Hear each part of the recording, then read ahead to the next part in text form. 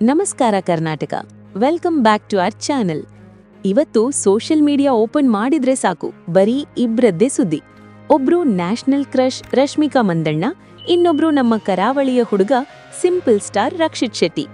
ಒಂದೆಡೆ ರಶ್ಮಿಕಾ ಮದುವೆ ತಯಾರಿ ನಡೀತಿದ್ರೆ, ಇನ್ನೊಂದೆಡೆ ಕಳೆದ 3-4 ವರ್ಷಗಳಿಂದ ಸೈಲೆಂಟ್ ಆಗಿದ್ದ ರಕ್ಷಿತ್ ಶೆಟ್ಟಿ ಇದ್ದಕ್ಕಿದ್ದಂತೆ ಒಂದು ಬಿಗ್ ಬಾಂಬ್ ಸಿಡಿಸಿದ್ದಾರೆ.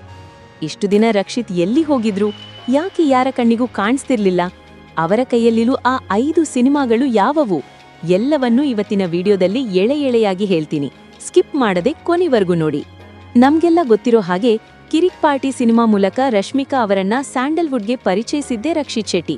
ಆ ಸಿನಿಮಾ ಸೆಟ್ನಲ್ಲಿ ಶುರುವಾದ ಪ್ರೀತಿ ಎಂಗೇಜ್ಮೆಂಟ್ವರೆಗೂ ಹೋಗಿತ್ತು. ಆದರೆ ಕಾರಣಾಂತರಗಳಿಂದ ಆ ಮದುವೆ ಮುರಿದು ಬಿಟ್ಟು ಅಲ್ಲಿಂದ ರಶ್ಮಿಕಾ ಟಾಲಿವುಡ್, ಬಾಲಿವುಡ್ ಅಂತ ಫುಲ್ ಬ್ಯುಸಿಯಾದ್ರು. ಇತ್ತ ರಕ್ಷಿತ್ ಕೂಡ ತಮ್ಮದೇ ಸಿನಿಮಾಗಳಲ್ಲಿ ತೊಡಗಿಸಿಕೊಂಡ್ರು. ಈಗ ರಶ್ಮಿಕಾ ಮತ್ತು ವಿಜಯ್ ದೇವರಕೊಂಡ ಮದುವೆ ವಿಚಾರಕ್ಕೆ ಬರೋಣ.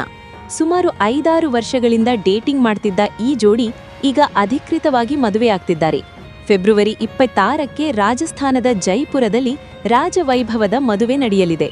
ಮಾರ್ಚ್ 4ಕ್ಕೆ ಹೈದರಾಬಾದ್ನಲ್ಲಿ ದೊಡ್ಡ ರಿಸೆಪ್ಷನ್ ಕೂಡ ಇದೆ.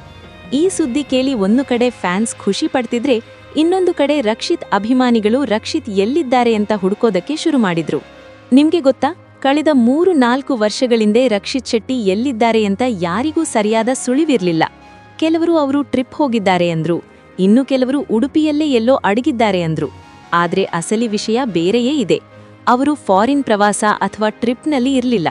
ಬದಲಿಗೆ ಅವರು ಕಂಪ್ಲೀಟ್ ಆಗಿ ತಮ್ಮನ್ನು ತಾವು ಸಿನಿಮಾ ಬರವಣಿಗೆಯಲ್ಲಿ ತೊಡಗಿಸಿಕೊಂಡಿದ್ರು. ಹಿರಿಯ ಪತ್ರಕರ್ತ ಮತ್ತು ಲೇಖಕ ಜೋಗಿ ಅವರು ರಕ್ಷಿತ್ ಶೆಟ್ಟಿಯನ್ನ ಭೇಟಿ ಮಾಡಿದಾಗ ಒಂದು ಅದ್ಭುತ ವಿಷಯ ಹೊರಬಿದ್ದಿದೆ. ರಕ್ಷಿತ್ ಶೆಟ್ಟಿ ಸುಮ್ಮನೆ ಕೂತಿರ್ಲಿಲ್ಲ. ಅವರು ಬರೋಬ್ಬರಿ 5 ಬಿಗ್ ಸಿನಿಮಾಗಳ ಸ್ಕ್ರಿಪ್ಟ್ ಅನ್ನ ರೆಡಿ ಮಾಡಿಕೊಂಡಿದ್ದಾರೆ. ಹೌದು, ನೀವು ಕೇಳಿದ್ದು ನಿಜ, ಬರೋಬ್ಬರಿ 5 ಸಿನಿಮಾಗಳು.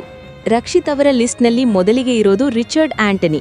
ಇದರ ಪ್ರೀ ಪ್ರೊಡಕ್ಷನ್ ಕೆಲಸ ಮಾರ್ಚ್ ಕೊನೆಯಿಂದ ಶುರುವಾಗಲಿದೆ. ಇನ್ನು ಎರಡನೆಯದು ಪುಣ್ಯಕೋಟಿ. ಇದು ತುಂಬಾ ಹೈಟೆಕ್ ವಿಎಫ್ಎಕ್ಸ್ ಇರುವ ಸಿನಿಮಾವಾಗಿದ್ದು, ಇದರ ತಾಂತ್ರಿಕ ತಂಡ ಈಗಾಗಲೇ ಕೆಲಸ ಆರಂಭಿಸಿದೆ.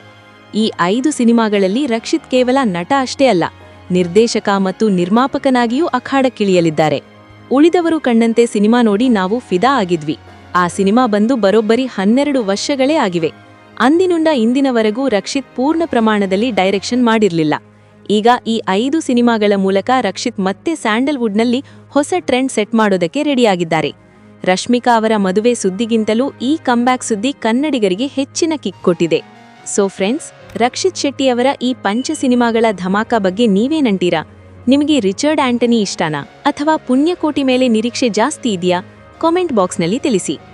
ವಿಡಿಯೋ ಇಷ್ಟವಾಗಿದ್ರೆ ಒಂದು ಲೈಕ್ ಕೊಡಿ, ನಿಮ್ಮ ಫ್ರೆಂಡ್ಸ್ ಜೊತೆ ಶೇರ್ ಮಾಡಿ. ಇದೇ ರೀತಿ ಲೇಟೆಸ್ಟ್ ಸಿನಿಮಾ ಸುದ್ದಿಗಳಿಗಾಗಿ ನಮ್ಮ ಚಾನೆಲ್ ಸಬ್ಸ್ಕ್ರೈಬ್ ಆಗೋದನ್ನ ಮರಿಬೇಡಿ. ಮತ್ತೆ ಸಿಗೋಣ. ನಮಸ್ಕಾರ.